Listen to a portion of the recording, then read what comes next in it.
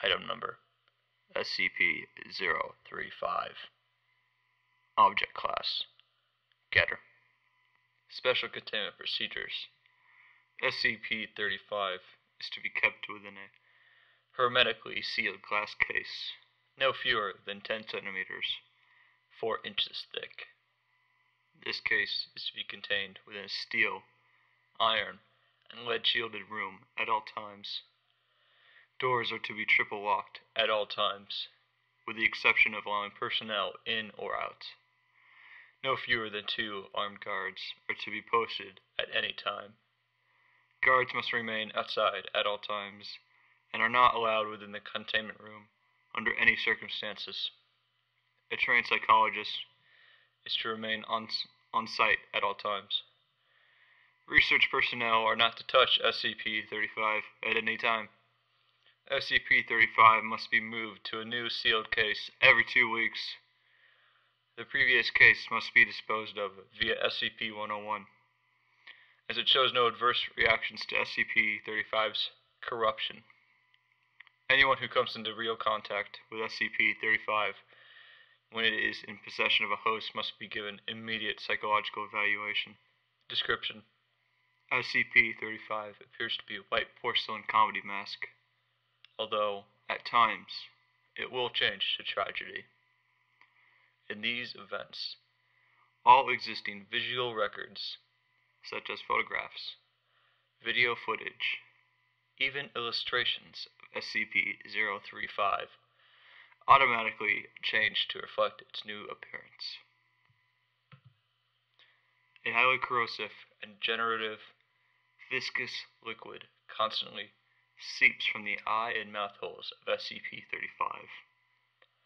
Anything coming into contact with this substance slowly decays over a period of time, depending on the material, until it has decayed completely into a pool of the original contaminant.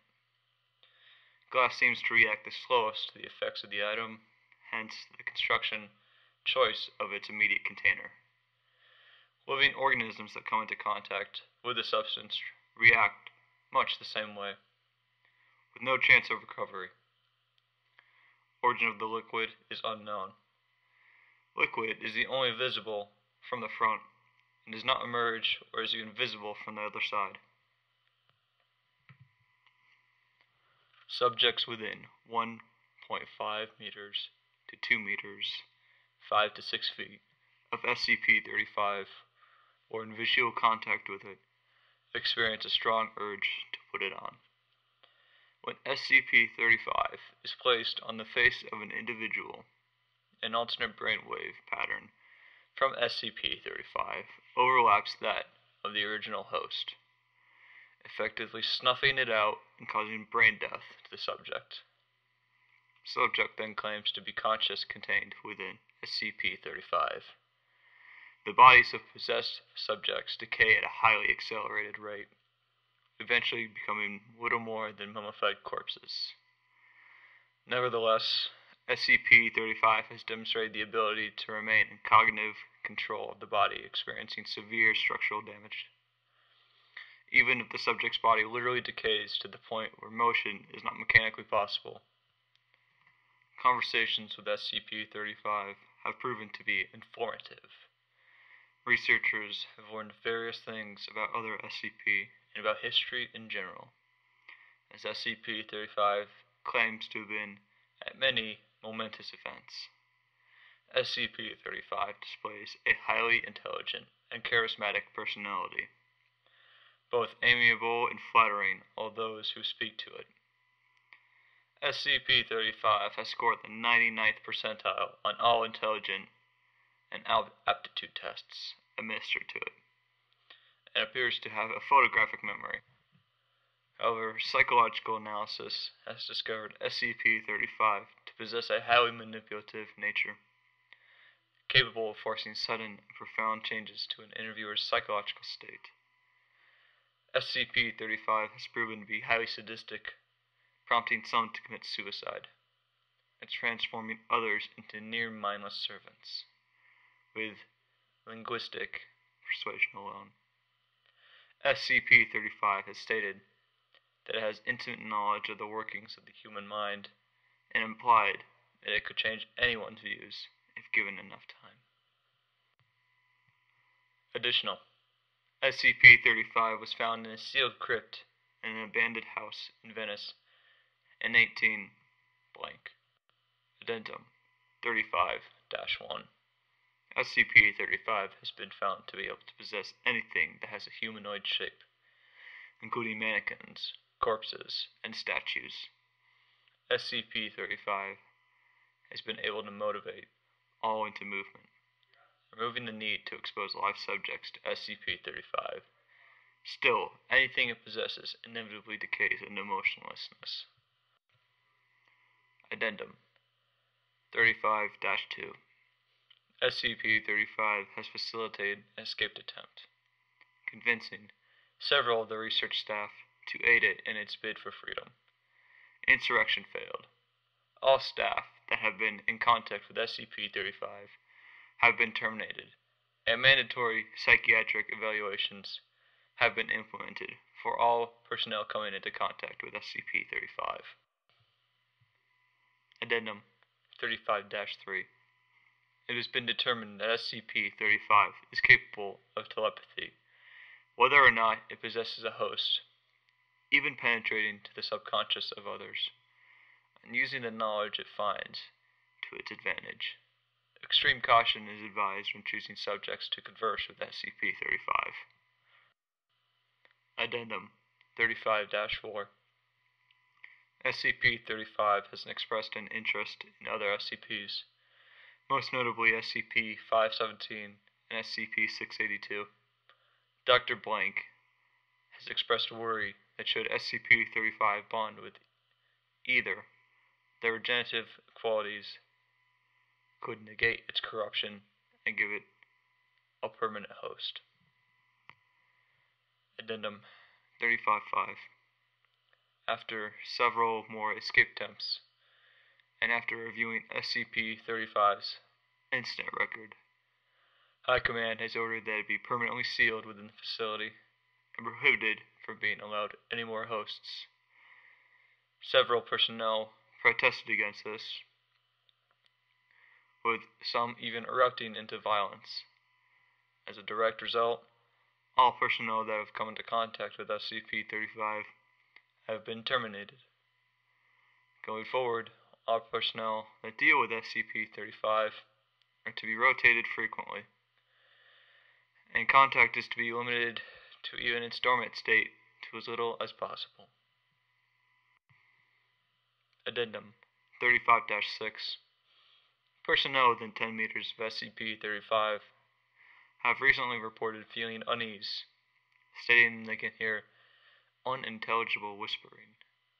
Several others have suffered from severe migraines. Object has been monitored, but there is no change in its dormant behavior, and no sounds have been recorded. The motion to reinstate SCP-035's host privileges has been brought up once more, if only on a temporary basis to discover these new changes in the object's behavior. Denied. Addendum 35-7. The walls of SCP-035's containment cell have suddenly begun secreting a black substance. Tests on the substance have revealed to be human blood. Although highly contaminated with several foreign and unknown agents, substance is corrosive, having a pH of 4.5, and a prolonged exposure to the walls has proven detrimental to their structural integrity.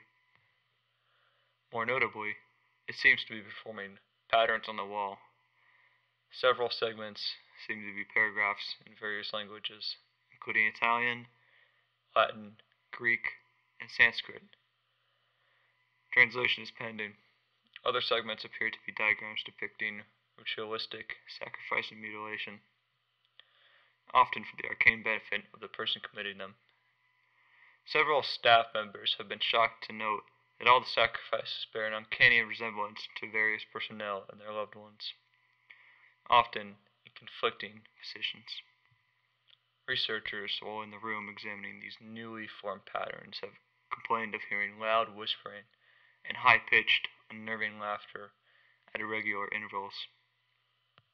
Personnel in the section working daily near and around SCP-35's containment unit have suffered catastrophic morale damage, with an all-time high in suicide rates in staff in that area, whether or not they have ever made contact with SCP-35. The only change in SCP-35's dormant behaviors regarding its contained glass case. Degradation of the case has increased to a high degree, enough so that the glass will occasionally shatter, causing a wide dispersal of SCP-35's contaminant. This occurs quite often at the most inopportune times, so far resulting in 6 casualties and 3 fatalities of both research and cleanup staff. Addendum 35-8. In light of the mass suicide/homicide of the members of the research team tasked with translating the passages garnered from SCP-35, the morale damage in the area, and the general loss of staff dealing with SCP-35 to their death or insanity, it has been decided to coat the inner and outer walls of its containment cell with SCP-148, which has proved well in the containment of SCP-132. See Document 132-1. In order to hopefully block out the high levels of negativity being emitted by SCP-35. Addendum 35-9. The use of SCP-148 has worked well, causing morale and suicide rates to return near pre-SCP-35 rates.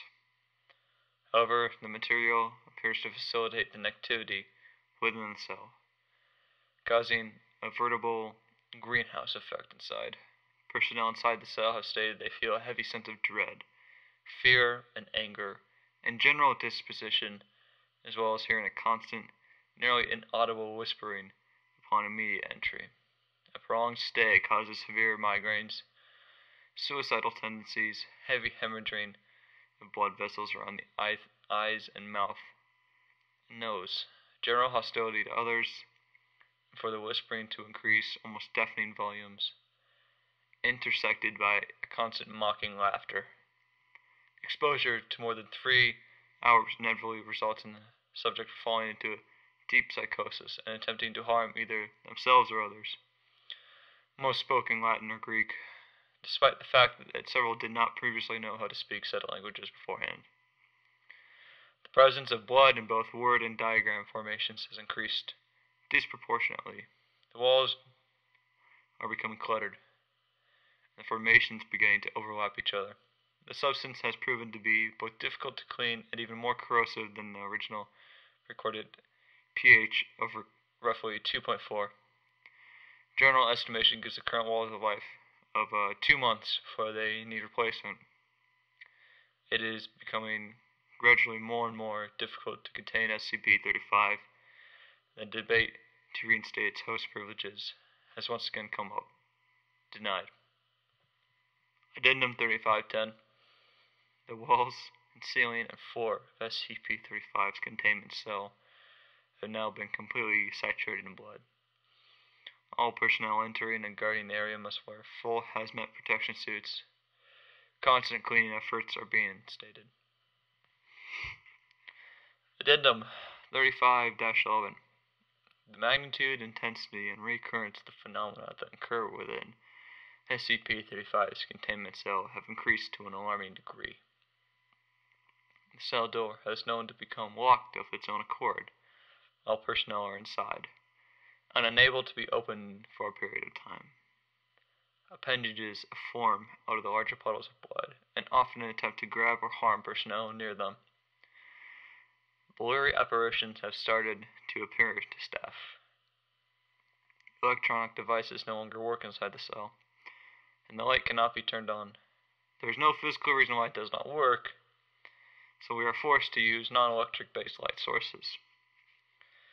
Cleaning measures are having no discernible effect on the cell, and the walls are degrading at a very high rate, forcing them to be replaced within a week at best, although the blood makes it nearly impossible to properly achieve this. SCP-35 may have to be moved to a new cell entirely, the old one sealed off and disengage from the rest of the facility.